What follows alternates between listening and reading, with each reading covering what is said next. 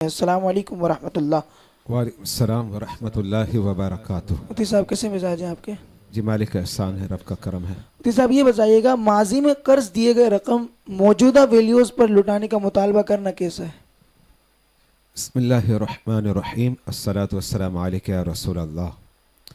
ماضی میں جو ہے قرض دیا گیا تو جس نے قرض دیا اب وہ مطالبہ کرتا ہے کہ چونکہ میں نے ماضی میں جو آپ کو قرض دیا تھا، مثال کے طور پر 10 سال قبل تو 1 لاکھ روپے دیے تھے، اچھا لیکن اب آپ 10 سال کے بعد لوٹا رہے تو وہ 1 لاکھ کی جو ویلیو ہے اگر آج کے اعتبار سے دیکھا جائے تو 10 لاکھ ہو جاتی ہے، تو پھر آپ 10 لاکھ مجھے لوٹائیں، یہ مطالبہ کرنا اس کا جائز نہیں ہے۔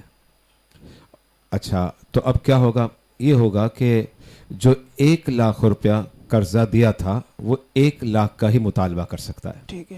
اچھا لیکن اس کے بجائے اگر اس نے قرضہ جیسے امریکن ڈالر دیے تھے تو اب امریکن ڈالر مثال کے طور پر $1000 دیے تھے تو اب $1000 کا مطالبہ کرے گا، اس کی پاکستانی ویلیو کچھ بھی ہو، ٹھیک ہے۔ اسی طریقے سے مثال کے طور پر 10 سال قبل 5 سال قبل 1 تولہ گولڈ دیا تھا، ٹھیک ہے۔ تو اب وہ مطالبے کا جو حق رکھتا ہے وہ 1 تولہ گولڈ کا حق رکھتا ہے، اب اس کی ویلیو جو بھی ہو۔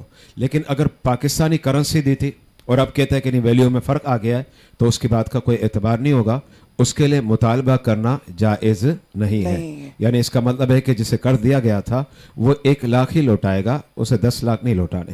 ٹھیک ہے، بہت شکریہ مفتی صاحب۔ یہ بتائیے گا کیا مزارت اولیاء پر چادر چڑھانے کی منت کو پورا کرنا واجب ہے؟ اچھا نظر یا منت جب ہم مانتے ہیں نا تو وہ چیز پہلے نفل ہوتی ہے پھر واجب ہو جاتی ہے۔ ٹھیک ہے۔ قرآن میں اللہ رب العزت نے ارشاد فرمایا وَيُوفُوا نُذُورَهُمْ، یعنی اگر تم نے کسی چیز کی نظر مان لی تو اب اسے پورا کرو، اور چونکہ یہ امر کا صیغہ ہے اور اصول فقہ میں قانون پڑھا جاتا ہے الامر للوجوب، یعنی قرآن میں جو امر کے صیغے استعمال ہوتے ہیں حقیقی معنی کے اعتبار سے کہا جاتا ہے کہ اب اس پر عمل کرنا واجب ہو جاتا ہے، جس کا مطلب ہے کہ پہلے وہ نفل تھا اب اس کا مکمل کرنا یہ واجب ہو جاتا ہے۔ لیکن اس کے لیے شرط ہے کہ جس بات کی نظر مانی جا رہی ہے وہ عبادت مقصودہ کی جنس سے ہو، تب نظر کا مکمل کرنا واجب ہے۔ مثال کے طور پر ایک شخص جو ہے نظر مانتا ہے کہ میرا فلاں کام ہو جائے گا تو میں 2 رکعت نفل پڑھوں گا، تو 2 رکعت نفل ہے، نفل لیکن نظر مان لی اب یہ واجب ہو گئے، اب اسے 2 رکعت جو ہے وہ پڑھنی پڑیں گے۔ اسی طریقے سے کوئی شخص کہتا ہے کہ اگر میرا فلاں کام ہو گیا تو میں فلاں دن کا روزہ رکھوں گا، جیسے کہتا ہے پیر کا روزہ رکھوں گا، تو پیر کا روزہ رکھنا پہلے نفل تھا لیکن چونکہ نظر اور منت مان لی اب وہ روزہ رکھنا اس پر واجب ہو جائے گا۔ لیکن مزارات اولیاء پر جو چادر چرانا ہے وہ عبادت مقصودہ کی جنس سے نہیں ہے، جس کا مطلب ہے کہ اس نظر کا مکمل کرنا واجب نہیں ہے۔ اگر کوئی شخص جو ہے مزار اولیاء پر چادر چرا دیتا ہے تو ٹھیک ہے، اس نے اپنی نظر کو مکمل کیا اور منت کو مکمل کیا، لیکن یہ نظر اور منت کا پورا کرنا اس پر واجب نہیں ہے، جس کا مطلب ہے کہ اگر یہ مزار اولیاء پر چادر نہیں چرا تھا تو گناہگار نہیں ہوگا۔ اور یہاں یہ بات بھی میں ایڈ کرنا چاہتا ہوں، مزارات اولیاء پر 1 چادر کافی ہے، ہمارے یہاں 10 20 50 بلکہ 100 چادریں چرائے جاتے، یہ تو ایک طریقے سے اسراف ہے۔ 1 چادر چرا دی جائے تاکہ یہ واضح ہو جائے کہ یہ عام شخص کی قبر نہیں بلکہ اللہ کے ولی کی قبر ہے۔ بہت شکریہ ناظرین۔ آئیے کچھ آڈیو کال کی جانب چلتے ہیں۔ اگر آپ بھی ہم سے سوالات کرنا چاہیں، اپنے مسائل کا حل طلب کرنا چاہیں تو یقیناً علوم ٹی وی کی اسکرین پر دیے گئے ہمارے نمبر پر ہم سے رابطہ کر سکتے ہیں، انشاءاللہ یہاں پر موجود علماء کرام آپ کے مسائل کا حل ضرور دیں گے۔ جی کال سنائیے۔ السلام علیکم ورحمۃ اللہ وبرکاتہ۔ میں محمد جمشید ضیائی کراچی سے بات کر رہا ہوں۔ میرا مفتی صاحب سے سوال یہ ہے کہ کیا سالگرہ منانا جائز ہے یا نہیں؟ جواب دے کر عند اللہ معجور ہوں۔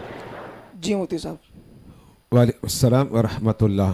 سالگرہ منانا بالکل جائز ہے، یعنی پیدائش کی سالگرہ منائے جائے، برتھ ڈے جس کو کہتے ہیں وہ بھی جائز ہے۔ اسی طریقے سے شادی کی سالگرہ منائی جائے تو وہ بھی جائز ہے، اس میں کوئی کباط نہیں۔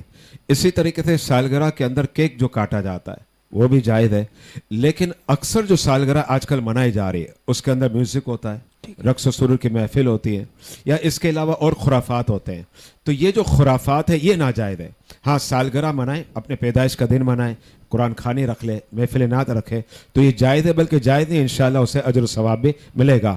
رقص و سرور کی محفل ہوگی، म्यूजिक होगा तो ऐसी सालगिरह नाजायज होगी। ठीक है, बहुत शुक्रिया। एक और कॉल मौजूद है, कॉल सुनाइए। अस्सलाम वालेकुम वरहमतुल्लाहि वबरकातुहू। मेरा मुफ्ती साहब से सवाल ये है, क्या सदक़े नाफिला गैर मुस्लिम को दिया जा सकता है? जवाब इनायत फरमाकर इंदल्लाह माजूर हो। जी मुफ्ती साहब। वालेकुम सलाम और रहमतुल्लाह।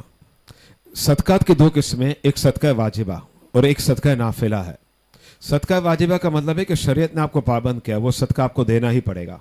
जैसे उसकी मिसाल है ज़कात, उसकी मिसाल है सदका फ़ितर, उसकी मिसाल है जैसे नदर। अच्छा, इसी तरीके से कफ़ारे के सदकात, ये सारे सदकात वाजिबा है। अगर ये गैर मुस्लिम को दिए गए तो ये सदका अदा नहीं होगा, मुसलमान को देना लाजमी है।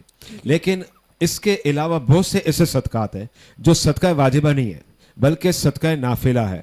जो सदका नाफिला है वो आप मुस्लिम और गैर मुस्लिम दोनों को दे सकते हैं, लेकिन अफजल ये है कि मुसलमान को दिया जाए। मिसाल के तौर पर आजकल ऐसा होता है कि जैसे घर में बंगी आ जाता है, या मतलब बंगी खातून है या मर्द है, वो आता है और वो कहता है खाने के लिए दे दे, तो आपने उसे दे दिया और वो मजहबन हिंदू है या मजहबन क्रिश्चियन है, लेकिन आपने दिया तो ये सदका तो कहलाएगा और ये सदका नाफिला है।